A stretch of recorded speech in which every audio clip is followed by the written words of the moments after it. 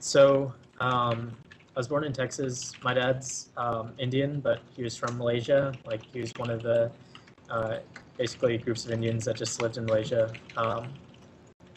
And I just kind of got into gaming because that's what my older brother did. He was 4 years older, and he loved the original StarCraft.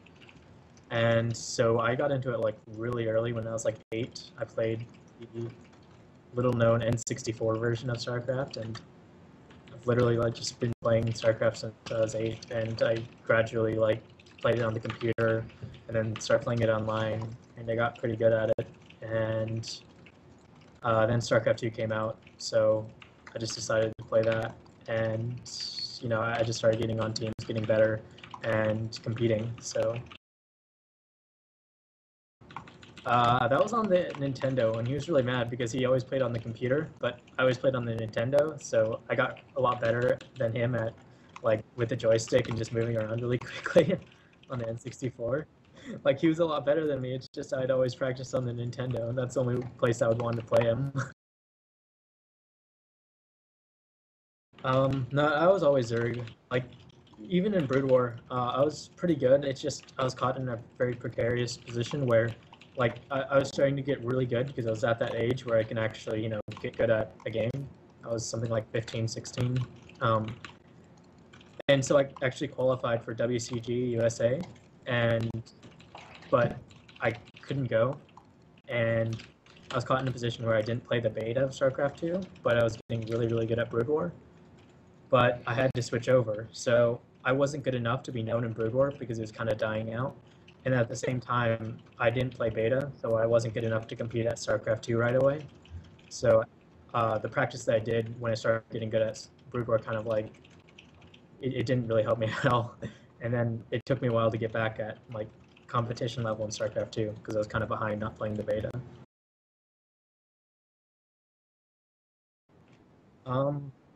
I was in a pro team in Brood War, but that was about the time when all the pro teams were dying out. So, like I said, I was at that level to compete at the top of Brood War. It's just at the wrong time, completely the wrong time.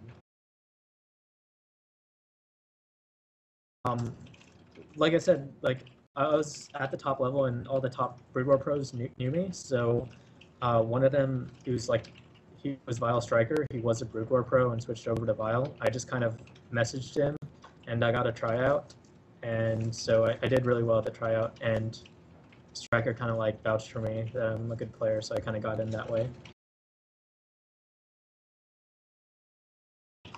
Yeah, me and Spanicio have been friends for a long time. Like, he joined Vile, and we were the only two Zergs on Vile for a very, very long time. So we would always bounce off builds. He would always tell me this is the best way to play, and then I'd just be like, no, you're wrong.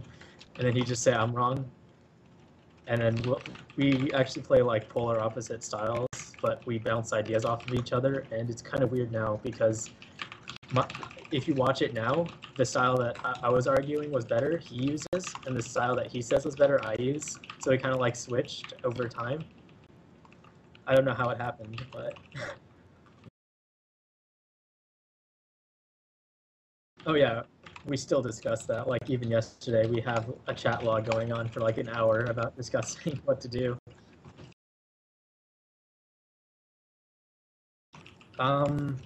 Really, I don't really have any secrets. Like I'll tell anyone what to do in any position if they just ask. But I mean, there are a lot of cool tricks. It's just it's hard to, you know, go one by one to explain them all. You know.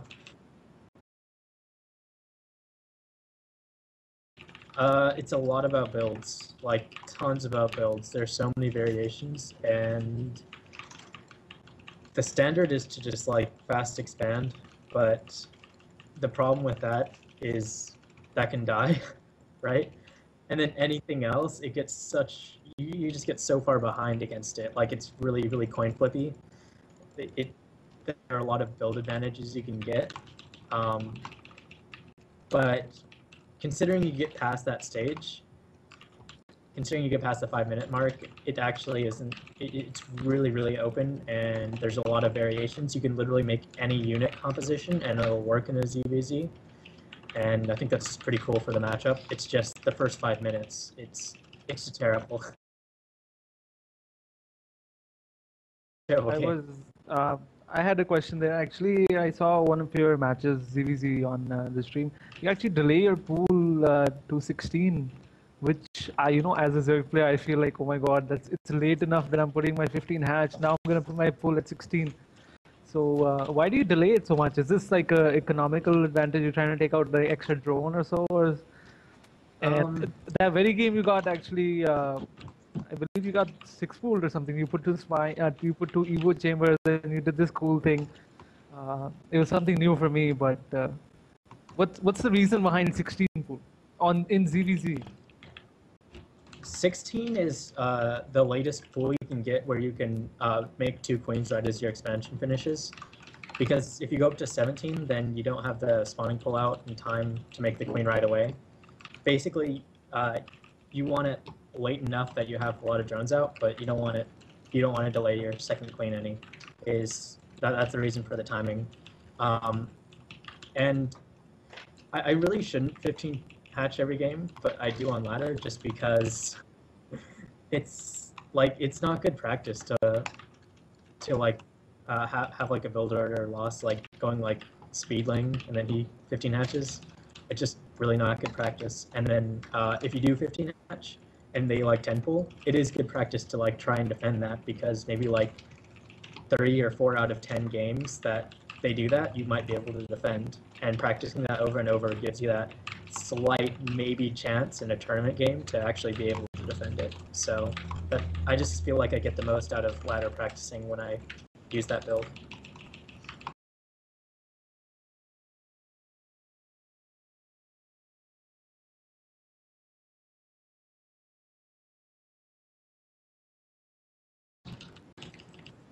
You don't even know how much. You don't even know. Yeah, it was pretty bad.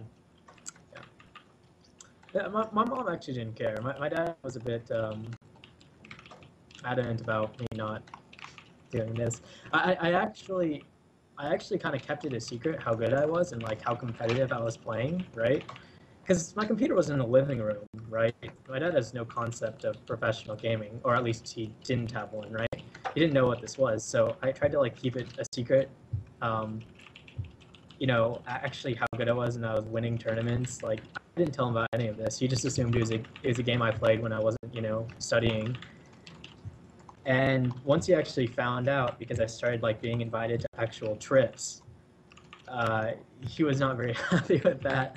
He was like, "What, you're being successful in something other than studying? This isn't good. This isn't good at all."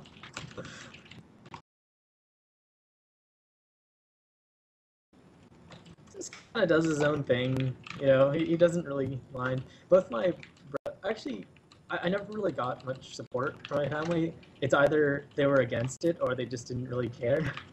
They're just like, "Oh, well, I guess that's cool. I mean, whatever." And they just kind of didn't fall one way or the other, you know.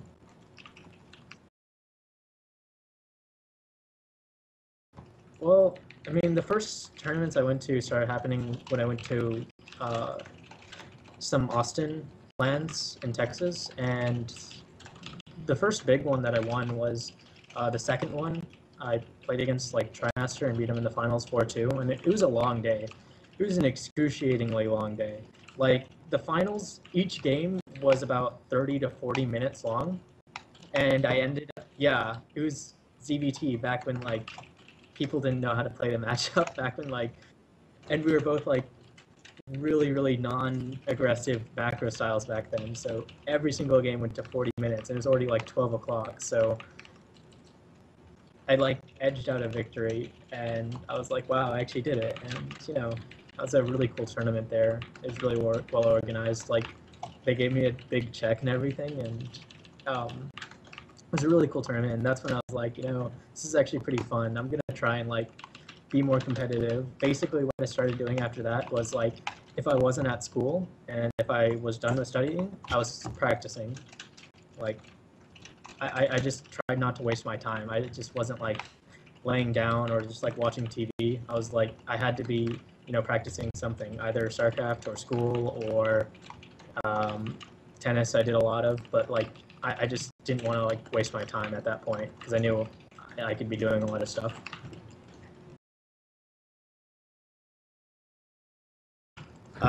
I checked my average on like SE2 gears. It's like a program. I really should say it's more than this, but the program says it was an average of 5 games a day.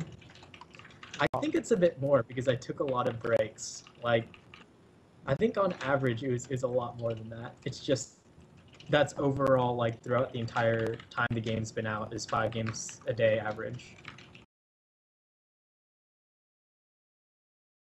Um, right now I'm in like a team house and we're practicing 8 hours a day, and for the past like 5 days or so I've gotten in 40 to anywhere up to 60 games a day.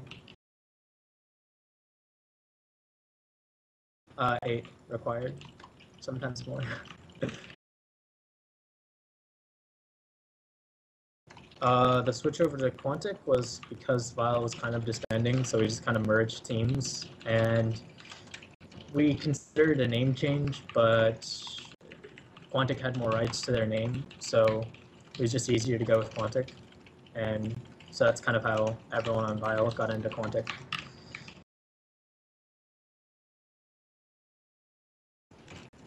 Yeah, it's like 9 active players around that, yeah.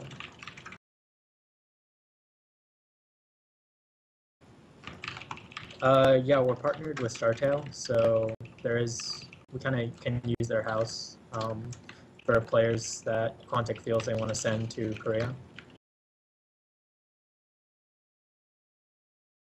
I don't know. It depends how well I do in some tournaments coming up. Just because, like, if I qualify for the World Championship Series from North America, then I might do that.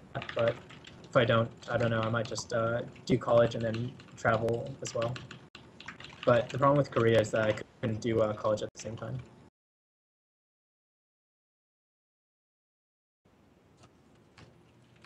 Well, there's this, great country called India, and then there's Japan and France, just out of the blue, just those 3 countries.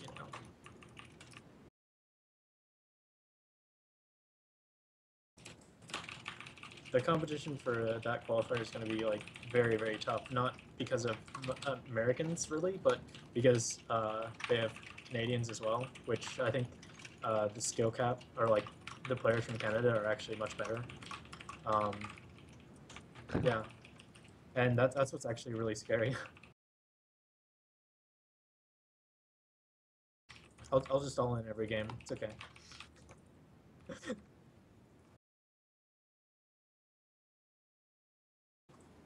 Um, I'd like to see, and I just like really don't want to waste time. I'd like to be able to be really good in gaming, and then at the same time, I want to show that it's also possible to do well in school. So I want to kind of do both the best I can, and hopefully I can make that happen as long as like I don't waste time. I'm majoring in, I'm an incoming freshman right now, but I'm looking to major in biology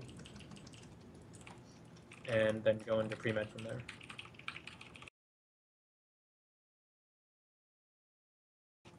No, it's going to be 300 SPM, surgeries per minute.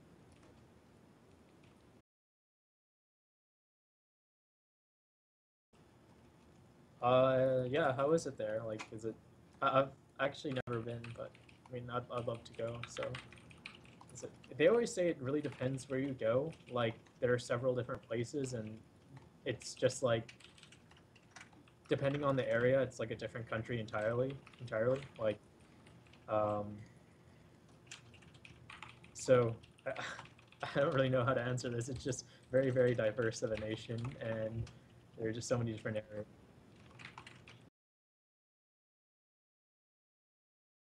Do you in CVT, is it very normal now to get the third queen immediately. For some reason, whenever I'm playing, I can't afford anything after the second queen. It's usually like everything's going into drones. Do you stop some Um, drones to make the third queen? it depends. Usually you want the third queen right away because otherwise you're missing injects and you're going to be losing drones anyway later on because you're missing the inject. But sometimes, no, yeah, basically you always want the third queen, almost For creep always. spread. I'm talking about the third queen for the creep spread. Well, in Zerg versus Protoss, you want almost all of your injects. You want all of the energy to go into injects because creep spread doesn't really help that much. Whereas like losing 4 roaches because you don't have the larva can hurt a lot against the all-ins. Yeah. So you only want 1 tumor, and that tumor is just to connect the natural to the third, and then you just spread with that. But more than 1 it's really risky. Shout out to, I guess, my family. I guess Quantic Gaming and our sponsors. SE2 India, of course. And yeah, I guess that's it.